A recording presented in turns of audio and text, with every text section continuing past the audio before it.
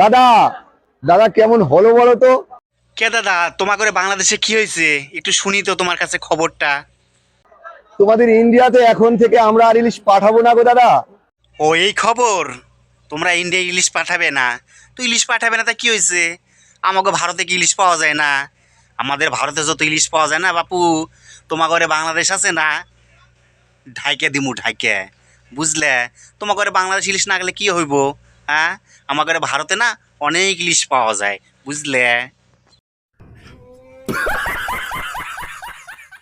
এখন থেকে আমরা খাবো আর তোমরা ওদিক থেকে চেয়ে চেয়ে দেখবে। এই যে দেখো 2.5 কেজি সাইজের ইলিশ দাদা। এতদিন দাদা তোমরা খেয়েছো না আমাদের দেশের ইলিশ গুলো, এখন থেকে তোমরা আঙুল চুষবে আর আমরা দাদা খাবো। বুঝলে তো? হ্যাঁ, ভারত কি পারে? ভারত যদি তোমার করে বাংলাদেশ ইলিশ একবার খাওয়া শুরু করে না, তোমরা ইলিশের চোষা খুঁজে পাইবে না, বুঝলে? আমরা না তোমাদের বাংলাদেশের ইলিশ ত্যাগ করে দিছি, বুঝলে? তোমরা খাইবার পাইতেছিলে না তো, ওই জন্য আমরা বললাম, ভাবলাম কি যে না, বাংলাদেশের মানুষ আর তো কিছু খাইবার পাইতেছে না, তারা বন্যায় ডুবে যাচ্ছে, তারা বলে ওই চাঙ্গের উপরে বলে উঠে আছে, গাছের উপরে বলে উঠে আছে, তা করে তো আর খাওয়ার কিছু নাই। ওই জন্য আমরা তোমাদের বাংলাদেশ ইলিশ খাওয়া ছাইড়ে দিছি, বুঝলে? আমরা যদি আবার মনে করি না তোমার করে বাংলাদেশের সব ইলিশ আমরা খাইয়ে নিব, বুঝতে পারলে? তখন তোমরা ইলিশের চোষাও খুঁজে পাইবে না। আসো তাহলে তোমাদের সাথে একটি শান্তি চুক্তি করি। কি করলি, কি করলি? শান্তি চুক্তি? তো করে সঙ্গে আমরা শান্তি চুক্তি করমু? তোরা হচ্ছে অশান্তির সাওয়াল, তোরা বাংলাদেশিরা হচ্ছে অশান্তির সাওয়াল। কিছুদিন আগে তো আমরা দেখলাম যে লোকটা তোরে বাংলাদেশ স্বাধীন করে দিছে, সেই লোকটারে তোরা কেমন করে অপমান করলি। আর তোরা হচ্ছে অশান্তির সাওয়াল, আর আমরা ভারতীয় তোদের সঙ্গে শান্তি চুক্তি করমু? এটা তোরা ভাবলু কেমন করে রে? তো চল তা শুনি, তোরা কি শান্তি চুক্তি করবো আমাদের সাথে? তোমরা ইলিশ নিতে চাচ্ছ আমাদের কাছ থেকে, ওকে তোমাদেরকে ইলিশ দেবো। আমরা আবার অতটা হারামি না, বুঝলে? আমরা তোমাদেরকে ইলিশ দেব। একটা ইলিশের বিনিময়ে আমাদেরকে একটা করে গরু দিতে হবে। অশান্তি সাওয়াল কি কইলু?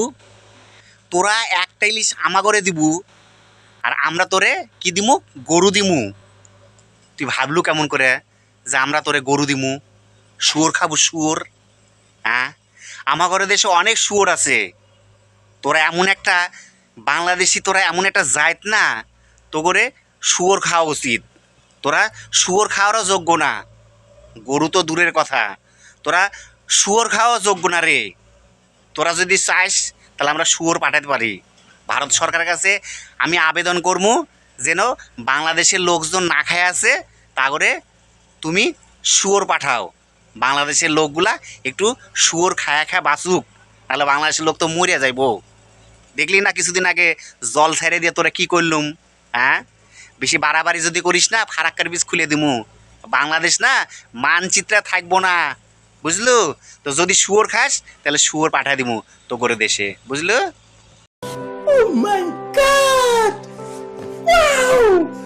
ইলিশ খাবো আমরা বাঙালিরা, বাংলাদেশের মানুষ, আর তোমরা গোবর খেয়েই সন্তুষ্ট থাকো। তারা খাইছে, তারা বাংলাদেশে আইছে, এ কয় কি যে বাংলাদেশের লোক ইলিশ খাইবো আর ভারতের লোক বলে গোবর খাইবো? আরে গাধা, অশান্তির সওয়াল। হ্যাঁ, তো করে বাংলাদেশ ইলিশ আমার ঘরে খাওয়া লাগবো, আমার ঘরে ভারতে ইলিশ পাওয়া যায় না? হ্যাঁ, ইলিশ দিয়ে তোরে বাংলাদেশে আমরা ঢাইকে দিমু, বুঝলু? তোমাদেরকে দিয়ে দেবো, দিয়ে দেবো, বুঝেছো? এটা কি দেখাইলি? হ্যাঁ, ওটা আমার ঘরে পিছনে দিবি। তোরে পাইলে না ওই গোটা ইলিশ তোর পিছন দিকে আমি ঢুকাই দিতাম, বুঝলু? তোরে যদি কোনোদিন পাইছি না ভারতে, হ্যাঁ, সেদিন দেখবু ওই কাটা সহকারে ইলিশটারে কীভাবে পিছন দিকে দিতে হয় সেটা তোরে আমি দেখাই দিব, বুঝলু?